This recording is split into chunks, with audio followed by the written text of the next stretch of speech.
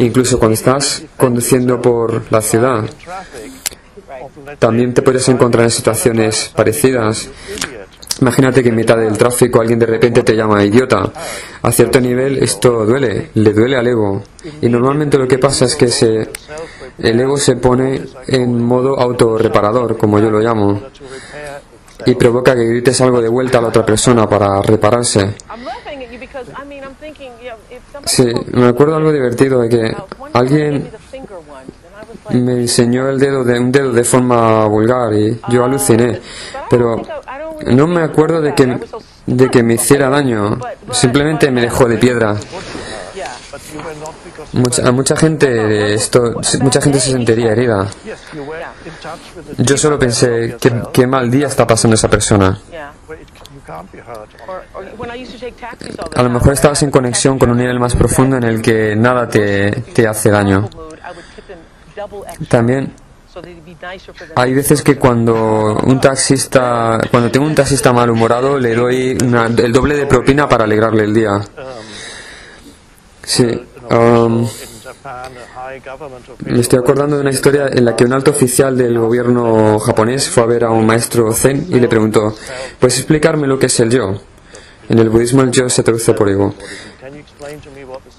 Y el maestro le respondió: ¿qué clase de pregunta estúpida es esa? ¿Por qué me preguntas tonterías? Evidentemente el oficial se enfadó y le replicó: ¿cómo te atreves a hablarme a mí así? Es que no sabes quién soy. A lo que el maestro le dijo: eso es el ego. Esta persona se sintió herida y convirtió ese sentimiento rápidamente en ira. Entonces, cada vez que te sientes herido, eso es el ego. Sí. En el libro, Eckhart dice que un resentimiento guardado durante mucho tiempo se llama agravio, y mantener uno de estos significa encontrarse en un estado continuo de ir a la contra. Es por eso que los agravios forman una parte tan importante del ego en muchas personas, e incluso en el ego de una, o en el ego de la psicología de una nación. Así que igual podríamos todos preguntarnos cuáles son estos agravios que estamos llevando con nosotros todo el tiempo. Agravios en la familia. ¿Por qué queremos guardar ese rencor durante tanto tiempo? Se puede tratar de agravios personales o de familia, de tribus, de grupos religiosos, de naciones. ¿Quiere decir que ningún agravio tiene justificación? Todos están basados en el ego. Es parte esencial del ego el guardar rencor. El ego se alimenta de eso. Es una de sus formas de mantenerse con vida. También dices más adelante, Eckhart, que no hay que intentar dejar marchar el rencor, porque hacer eso, intentar perdonar, no funciona. El perdón ocurre cuando ves que no tiene propósito seguir alimentando tu ego a través del rencor. El verdadero perdón ocurre simplemente, no es una acción. Te das cuenta de que el resentimiento no consigue más que alimentar tu falsa identidad. Este falso sentido de quién eres. ¿Lo has entendido, Doris? Sí, lo he entendido, gracias.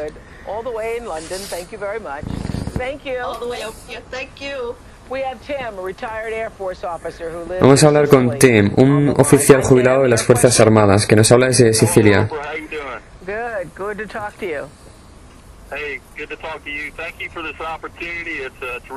Gracias por esta oportunidad. Es un honor poder hablar contigo y con Eckhart. Bueno, me gustaría poner esto en un contexto primero. En el capítulo 3, Eckhart menciona que algunas veces necesitas protegerte de aquellos que son profundamente inconscientes. Así que mi pregunta se enmarca dentro de ese contexto. En un contexto de guerra, defender mi vida o la de mis compañeros por medio de la violencia parece formar parte de toda esa locura de la que él habla, pero dejar nuestras vidas en manos de una masa de personas inconscientes sería una especie de suicidio. Así que mi pregunta sería, ¿están mis acciones defensivas ayudando a traer a la humanidad más cerca de la iluminación o alejándola de ella? Y en un plano más personal me gustaría preguntar si es posible luchar en una guerra y mantenerse presente, mantener ese espacio entre mi ego y mi verdadero yo.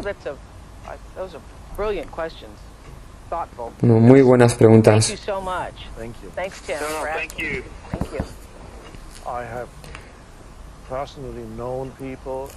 He conocido personalmente y he leído historias de personas que han experimentado un despertar en mitad del horror de una situación bélica.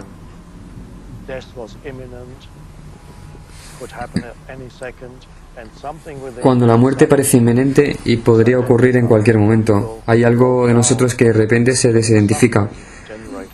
El ego se rompe en mitad del sufrimiento generado por una situación como esa. El ego se viene abajo en situaciones así, o en situaciones de cárcel o de campos de concentración. A veces leo cartas de personas en prisión que me cuentan que se han sentido repentinamente libres aún estando en la cárcel. Así que quizás podamos hablar aquí no solo de la guerra, sino de cualquier otra situación que pueda ser descrita como extremadamente negativa o inconsciente. ¿Es posible despertar ahí? Sí, de hecho diría que cada ser humano tiene su propio profesor de espiritualidad. Ese profesor es el sufrimiento. Una situación de guerra es una forma extrema de sufrimiento. Y en última instancia, cualquier cosa que nos ocurra aquí nos llevará hacia el despertarnos. Incluso las cosas que en la superficie parecen negativas, como la guerra. Esto ya está ocurriendo, así que yo diría que sí que es posible despertar en una situación de guerra, pero lo que no podría decir es lo que ocurrirá después. Es muy probable que una vez que despiertes ocurra que no quieras seguir. Es poco probable que quieras seguir formando parte de la violencia, pero esto no lo sé con certeza. Nada puede ser dicho de una manera categórica, pero probablemente ya no te impliques con la violencia. Si esto le ocurriera a tu mente,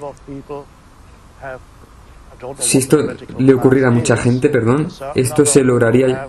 Entonces se lograría llegar a una masa crítica de personas que lograrían que ya no existiera la guerra. Un cierto número de personas se encuentran ya despiertas, así que esas personas ya no van a generar más inconsciencia ni más negatividad. Sí, pero en el siglo XX y el XXI no lo hemos hecho demasiado bien. El siglo XX fue horrible, el más horrible. Casi como que el ego llegó a su clímax, su locura llegó al apogeo.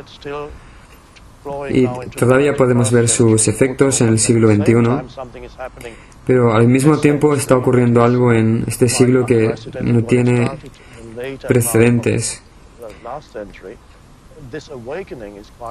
Este despertar colectivo empezó a finales del siglo XX.